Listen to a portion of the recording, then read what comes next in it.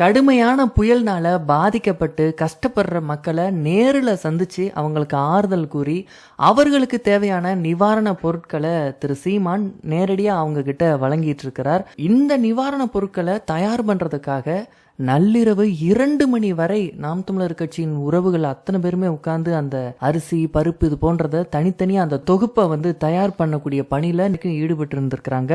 இன்னைக்கு சீமான் வழங்கக்கூடிய அந்த நிவாரண பொருட்களை பெறதுக்காக மக்கள் ஆர்வம் காட்டுறாங்க. நீண்ட வரிசையில மக்கள் போட்டி போட்டு கொண்டு அலைமோதி கொண்டு அந்த நிவாரண பொருட்களை வாங்குறாங்க. வாங்கிட்டு வரும்போது அவங்களுக்கு மிகப்பெரிய ஒரு மகிழ்ச்சி, ஒரு சந்தோஷம் அவங்க முகத்துல பார்க்க முடியுது. அவர்கள்கிட்ட கேட்கும்போது அவங்க சொல்றது ஒன்னே ஒண்ணுதான். அந்த சைடு மற்ற கட்சிக்காரவங்க நிவாரண பொருட்கள் கொடுக்கறதா சொல்றாங்க. நாங்க போய் வாங்கினோம், அந்த பொருட்கள்ல தரம் இல்லை, அந்த பொருட்களில் பார்த்தீங்கன்னா காலாவதியான பொருட்கள் இருந்துச்சு, அரிசி பார்த்தீங்கன்னா ரொம்ப ஒரு மட்டமான ஒரு அரிசியாக இருந்துச்சு, எங்களால் அதை சாப்பிட முடியலை. ஆனால் திரு சீமான் கொடுக்கக்கூடிய இந்த நிவாரண பொருட்கள் ரொம்ப தரமாக இருக்குது, ஒரு பெரிய வீட்டு பணக்காரவங்க சாப்பிட்ற மாதிரி ஒரு சாப்பாடாக இருக்குது. நல்ல அரிசி, பருப்பு, எண்ணெய், கோதுமை ரவை, சேமியா, அது போக எங்களுக்கு ஒருவேளை கரண்ட் கட்டானா மெழுகுபத்தி, கொசுபத்தி, போர்வன்னு இவ்வளோ பெரிய ஒரு தொகுப்பை சீமானவர்கள் கொடுக்குறாரு. எல்லா பொருட்களும் தரமாக இருக்குது, எங்களுக்கு மகிழ்ச்சியாக இருக்குன்னு சொல்லிட்டு அத்தனை மக்களும் பாராட்டு தெரிவிக்கிறாங்க. போட்டி போட்டுக்கொண்டு இந்த தொகுப்பை பெற்று செல்றாங்க.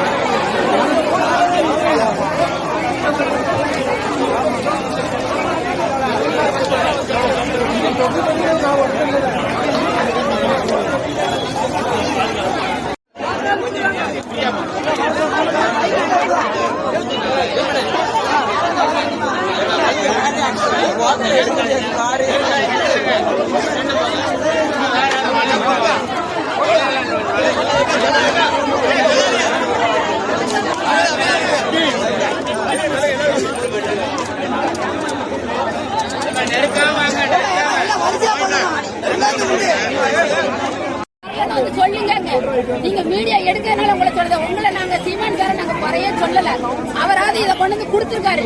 இதை நாங்க பெருமையா தான் நினைக்க, அவரை நல்லதான் நாங்க நினைக்கும். கண்டிப்பா எங்களுடைய கஷ்டத்தை நீங்க போட்டு காட்டுங்க சார்.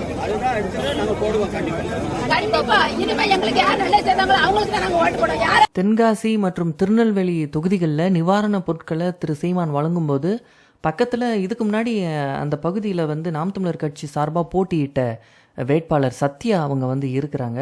இதையெல்லாம் வச்சு பார்க்கும்போது வருகின்ற தேர்தல்லையும் சத்யா அவர்கள் தான் நாம் தமிழர் கட்சி சார்பாக களமிறக்கப்படுவார் அப்படின்னு எதிர்பார்க்கப்படுது. ஒருவேளை வர நாடாளுமன்ற தேர்தலில் கூட சத்யா அவர்கள் வேட்பாளராக களமிறக்கப்படலாம் அப்படிங்கிற மாதிரியும் எதிர்பார்க்கப்படுது. இத்தனை பொருட்களை திரு சீமான் கொடுக்குறாரு, கொடுக்குற அத்தனை பொருளும் தரமாக இருக்குது, மக்கள் சந்தோஷமா வாங்கிட்டு போறாங்க. ஆனால் அதில் எந்த ஒரு விளம்பரத்தையும் திரு சீமான் தேடிக்கொள்ளலை. எதுலையுமே இது நாம் தமிழர் கட்சி சார்பாக கொடுக்கப்படக்கூடிய நிவாரண பொருள், எங்களோட கட்சி சின்ன விவசாயி, நீங்கள் ஓட்டு போடுங்க அப்படிங்கிற மாதிரி ஒரு மலிவான ஒரு விளம்பரத்தை சீமான் தேடிக்கொள்ளலை. ஆனால் இது சீமான் தான் கொடுத்தாரு அப்படின்னு அத்தனை பேரும் கண்டுபிடிக்கிறாங்க. ஏன்? அந்த பொருளோட தரம், அதில் இருக்கக்கூடிய அந்த தரமான பொருட்களை வச்சு நாம் தமிழர் கட்சிக்காரங்க கொடுக்குற பொருள் தரமாக இருக்கும். அந்த தரத்தை வச்சு சீமானை அடையாளம் காண்றாங்க. நாம் தமிழர் கட்சி நிர்வாகிகள்லாம் பேட்டியில் சொல்லும்போது கூட சொன்னாங்க, நம்ம என்ன சாப்பிட்றோமோ அதை நம்ம கொடுக்கணும்ப்பா மக்களுக்கு, நாம் அதை சாப்பிடுவோமா, நம்மளால் சாப்பிட முடியுமா, அப்போ நம்ம எதை நம்ம எப்படி தரமாக சாப்பிடணும்னு நினைப்போம், நல்லா சாப்பிடணும்னு நினைக்கிறோமோ அப்படிப்பட்ட தரமான நல்ல பொருட்களை தான் நம்ம மக்களுக்கும் கொடுக்கணும்னு அண்ணன் சொல்லுவார். பொருள் எதுவும் கம்மியாக இருந்துச்சுன்னா ரொம்ப தூக்கி பார்ப்பாரு அந்த மொத்த நிவாரண பொருட்களை. எடை கம்மியாக இருந்துச்சுன்னா என்னப்பா இவ்வளோதான் இருக்குது, எப்படிப்பா பத்தும் ஒரு குடும்பத்துக்கு, இன்னும் நிறையா வச்சு கொடுப்பான்னு சொல்லி எடுத்து கொடுப்பாரு. அந்த அளவுக்கு மக்கள் மேலே ஒரு பேரன்பு கொண்ட ஒரு தலைவர் திரு சீமான்னு சொல்லிட்டு அண்ணன் சீமானோடு இந்த நிவாரண பொருட்களை கொடுக்கக்கூடிய பொறுப்பாளர்கள் எல்லாருமே சொல்கிறாங்க. இதில் இன்னொரு மிக முக்கியமான ஒரு சம்பவம் நடந்துச்சு. தூத்துக்குடியில் இந்த புயலால் பாதிக்கப்பட்ட மக்களுக்கு எந்த ஒரு நிவாரண பொருட்களும் கொடுக்கப்படலை.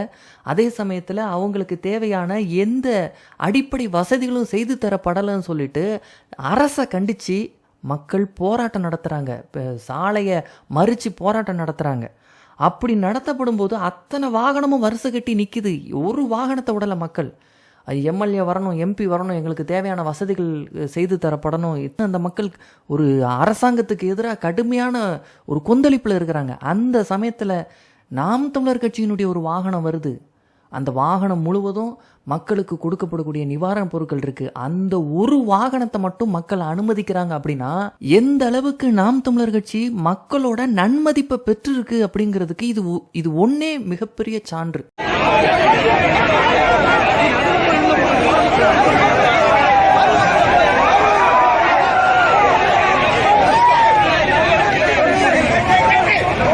அதான் கடைசியில் எங்களுக்கு சாப்பாடு கொண்டு போறதுக்கு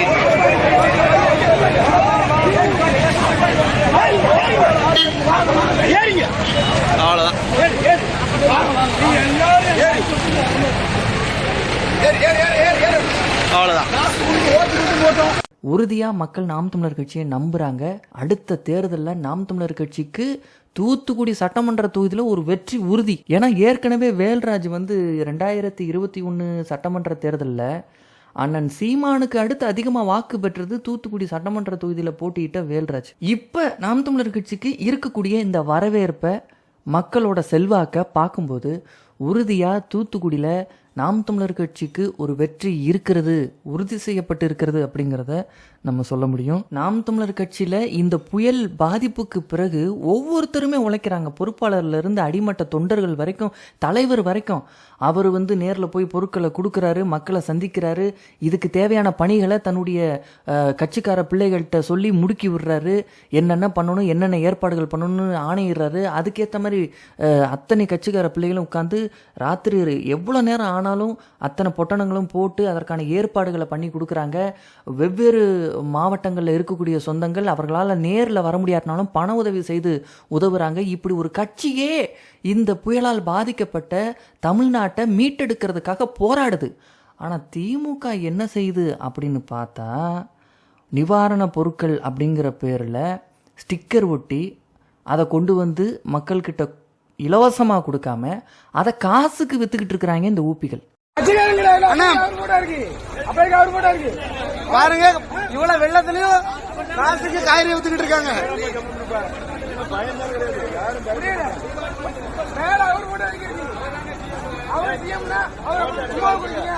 இப்படிதான் காசுக்கு விற்பீங்களா? மக்கள் பஞ்சத்துல இருக்கும் காசு விற்பீங்களா? இல்ல காசுக்கு விற்பீங்களா? இப்படிதான் ரூல்ஸ் எல்லாம் சொல்லாதீங்க, காசுக்கு விற்காதீங்க, இலவசமா கொடுங்க. எவ்வளோ பெரிய கேவலமான ஒரு பொழப்பு. இதில் ஒருத்தர் திமுக கொடுத்த நிவாரணப் பொருட்களை வாங்கி அந்த ஸ்டாலினோட ஸ்டிக்கரை கிழிச்சு பார்த்தா பின்னாடி ஒரு தனியார் நிறுவனம், லக்ஷ்மி மிஷின் ஒர்க்ஸ்ன்னு சொல்லிட்டு இந்த மோட்டார்லாம் உற்பத்தி பண்ணக்கூடிய அந்த நிறுவனம் அரசாங்கத்துக்கு இந்த நிவாரணப் பொருட்களை கொடுத்துருக்கு. இந்த மாதிரி தனியார் நிறுவனங்கள் கிட்ட லஞ்சம் வாங்குற மாதிரி மரியாதை எனக்கு நிவாரணப் பொருட்கள் இத்தனை கொடு அத்தனை கொடுன்னு வாங்கி அதில் இவங்க ஸ்டிக்கரை ஒட்டி விளம்பரத்தை தேடக்கூடிய ஒரு கீழ்த்தரமான வேலையை பண்ணிக்கிட்டு இருக்கு.